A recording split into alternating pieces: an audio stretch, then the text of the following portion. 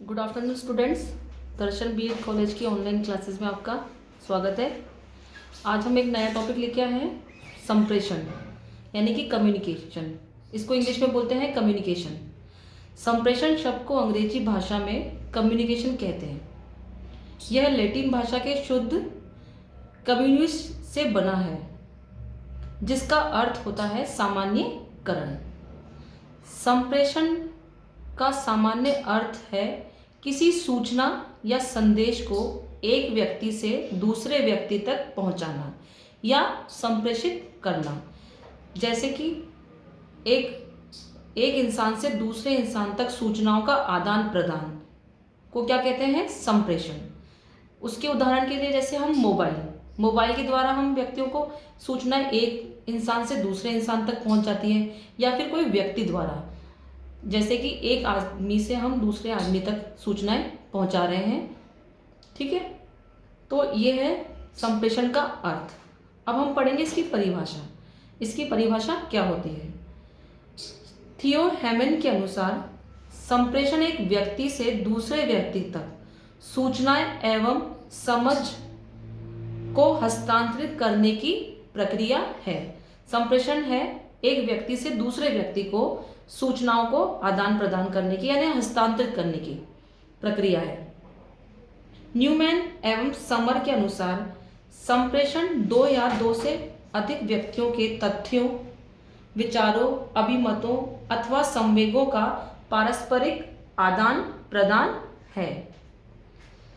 ये तो है अपना संप्रेषण। संप्रेषण का अर्थ और परिभाषा। संप्रेषण क्या होता है? अब हम पढ़ेंगे संप्रेषण के तत्व यानी कि एलिमेंट्स ऑफ कम्युनिकेशन। संप्रेषण में मानव शरीर अपनी पांच इंद्रियां कौन सी? आंख, नाक, कान, त्वचा और जीभ द्वारा सूचनाएं आदान प्रदान कर या ग्रहण कर सक्रिय रहता है। यानी कि अपनी जो इंद्रियां हैं उसके द्वारा वो सूचनाएं आदान प्रदान करता है। मस्तिष्क द्वारा सूचनाओं के संग्रह का कार्य किया जाता है। जो मस्तिष्क होता है उसके अंदर हम अपनी सूचनाओं को संग्रह करके यानी कि स्टोर करके रखते हैं। अब मैं आपको बताती हूँ शरीर की इंद्रियां। जैसे कि फर्स्ट है आंख शरीर की इंद्रिय है। संप्रेषण का मार्ग कौन सा है? रूप। और संप्रेषण की प्रक्रिया है देखकर। आंख के द्वारा हम देखकर या भाव द्वारा संप्रेषण कर सकते हैं। नाक के अंदर गंध यानी कि कोई बदबू या खुशबू को हम सूंघ कर करते हैं।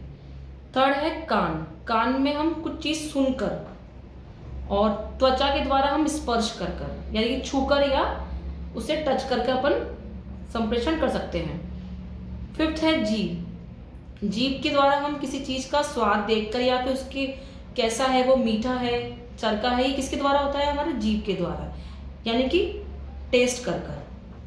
इस प्रकार देखकर, सूंघकर, सुनकर, छूकर, हाव भाव द्वारा संप्रेषण का कार्य किया जाता है। ठीक है, जैसे कि हम सूंघकर देखते हैं कि सूंघ के हमें अगर बदबू आ रही है तो क्या हो रहा है, हमारे दिमाग तक वो बात पहुंच रही है कि इसके अंदर कैसा है, इसकी खुशबू अच्छी है या बुरी है। तो क्या हो रहा है, ये हमारा एक मार्ग है जिससे हम द्वारा हमारे मस्तिष्क तक ये बात पहुंच रही है कि ये चीज़ अच्छी है या खुशबू है या बदबू है। ठीक है, जिसका उद्देश्य किसी व्यक्ति समय तक अपने विचार, सूचनाएं पहुंचाकर परिवर्तन लाना होता है। इसके लिए निम्न तत्वों की पूर्ति होती है। किसके लिए? कम्युनिकेशन के जो निम्न तत्व है उसकी पूर्ति होती है। पहला है क्या है? संवाददाता यानी कि कम्युनिकेटर। फिर संवाद यानी कि मैसेज। उसके बाद है माध्यम यानी कि मीडिया। थर्ड है रिसीव यानी कि संवाद प्राप्त करता यानी कि रिसीवर, जो रिसीव कर रहा है। और फिर लास्ट में है प्रतिक्रिया यानी कि रिएक्शन। उसके द्वारा क्या रिएक्शन हुआ, क्या प्रतिक्रिया हुई वो।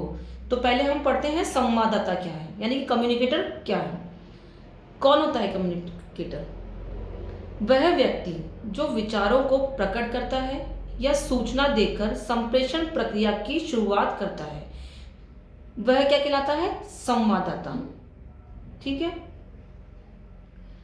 सेकंड है संवाद यानी कि क्या हम मैसेज पहुंचा रहे हैं, क्या मैसेज क्या है, यानी कि संप्रेषण प्रक्रिया का दूसरा महत्वपूर्ण तत्व संवाद है यानी कि मैसेज है। संवाद अर्थात क्या प्रदान या प्रस्तुत करना है की तैयारी संवाददाता ही करता है।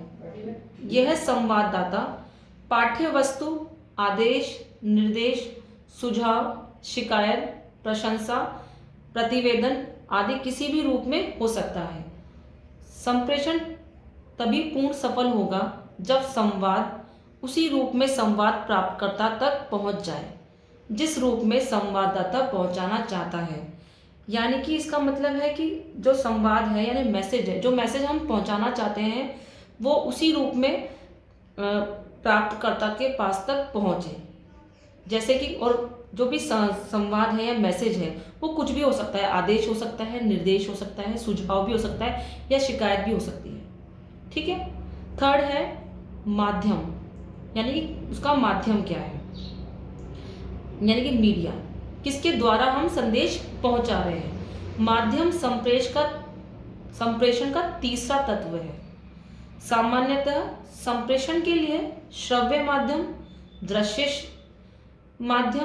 दृश्य श्रव्य माध्यम या क्रियात्मक माध्यमों का प्रयोग किया जाता है, परंतु इसमें से कौन सा माध्यम श्रेष्ठ होगा यह संवाद की प्रकृति, प्राप्तकर्ता की योग्यता, रुचि आदि बातों पर निर्भर करेगा। फोर्थ है संवाद प्राप्तकर्ता, यानी कि रिसीवर। इसे रिसीव कौन कर रहा है? संवाद प्राप्तकर्ता से तात्पर्य उस व्यक्ति समूह से है जिसके पास संवाद भेजा जाता है। कौन इसे रिसीव करेगा? जैसे कि सूचना, मैंने आपको कोई सूचना अपन ने भेजी तो वो किसके पास पहुंच रही है? यानी कि संवाद प्राप्तकर्ता के पास वो सूचना पहुंच रही है, यानी कि रिसीवर। उसे कौन प्राप्त करेगा? रिसीवर। फिफ्थ है प्रतिक्रिया, यानी कि रिएक्शन। क्या उस जो भी सूचनाएं पहुंची उससे क्या रिएक्शन हुआ, क्या प्रतिक्रिया हुई? फिफ्थ आता है प्रतिक्रिया। प्रतिक्रिया से तात्पर्य संवाददाता द्वारा प्रेषित संवाद का संवाद प्राप्तकर्ता पर पड़ने वाले प्रभाव के सामने आने से है। संप्रेषण प्रक्रिया में प्रतिक्रिया को महत्वपूर्ण तत्व माना गया है, क्योंकि संवाद प्राप्तकर्ता निर्देशानुसार परिणाम न दे तो संप्रेषण प्रभावहीन माना जाएगा। ये अपने पढ़े थे संप्रेषण के तत्व। उसमें संप्रेषण के तत्व में अपन ने इसके 5 पॉइंट्स पढ़े हैं। अब आगे हमारा जो आगे का है वो है संप्रेषण के माध्यम, यानी कि कम्युनिकेशन मीडिया कौन कौन से होते हैं, किसके माध्यम से हम संप्रेषण को पहुंचा सकते हैं। तो इसके 4 पार्ट्स में इसको डिवाइड किया गया है। पहला है श्रव्य माध्यम, सेकंड है दृश्य माध्यम, थर्ड है दृश्य श्रव्य माध्यम और फोर्थ है क्रियात्मक माध्यम। श्रव्य माध्यम को ऑडियो मीडिया बोलते हैं इंग्लिश में, और दृश्य माध्यम को विजुअल मीडिया, यानी कि जो दिखाई दे। दृश्य श्रव्य माध्यम में ऑडियो विजुअल मीडिया आता है, यानी कि जो दिखाई भी दे और सुनाई भी दे। और जैसे कि जो क्रियात्मक माध्यम है उसके अंदर एक्टिव मीडिया आते हैं जो अपन प्रस्तुत करते हैं, जैसे कि कोई नाटक है उसके द्वारा, या कोई कठपुतली जो नाटक होते हैं उसके द्वारा हम किसी चीज़ को, किसी सूचना को आप एक इंसान से दूसरे इंसान तक पहुंचाने के माध्यम को बोलते हैं क्रियात्मक माध्यम, यानी कि कठपुतली द्वारा। जो श्रव्य माध्यम होते हैं उसके अंदर काफ़ी सारे पार्ट्स हैं। जैसे कि हम श्रव्य माध्यम होते हैं जो सिर्फ ओनली सुनाई देते हैं, हमें ओनली सुनाई। जैसे कि पहला है radio, tape recorder, gramophone, telephone, audio CD और फैक्स मशीन। ये सब क्या किसके अंदर आते हैं? श्रव्य माध्यम, जो कि हम सिर्फ ओनली सुनते हैं। और दृश्य माध्यम के अंदर आते हैं जैसे कि मॉडल, चार्ट, चित्र, ग्राफ मशीन, संग्रहालय, चित्र विस्तारक यंत्र, बुलेटिन आदि, जो सिर्फ ओनली हमें दिखते हैं, जिसके हम देख के कोई सूचना ग्रहण कर रहे हैं, वो क्या होते हैं? दृश्य माध्यम। दृश्य श्रव्य माध्यम के अंदर आते हैं ऑडियो विजुअल, यानी कि जो सुनाई भी देते हैं और दिखाई भी हमें देते हैं। जैसे कि टेलीविज़न है, कंप्यूटर है, फिल्में हैं, वीडियो है, वीसीडी प्लेयर है, मोबाइल फ़ोन है। इसके अंदर हम देख भी सकते हैं और सुन भी सकते हैं। उसके बाद है क्रियात्मक माध्यम, यानी कि एक्टिव मीडिया, जो हम किसी ओरिजिनल में जैसे कोई नाटक अपन ने प्रस्तुत किया, उसके द्वारा हम किसी सूचना को ग्रहण करना, आदान प्रदान करना आदि। इसके अंदर आते हैं नाटक, प्रयोगशाला, कार्यशाला, संगीतशाला और कठपुतली खेल आदि। तो ये आज हमने पढ़े हैं संप्रेषण के माध्यम। आगे नेक्स्ट क्लास में हम आगे से क्या विस्तृत अध्ययन करेंगे इनके बारे में, कि रेडियो टेप रिकॉर्डर्स क्या होते हैं, इसके बारे में आगे हम नेक्स्ट क्लास में अध्ययन करेंगे।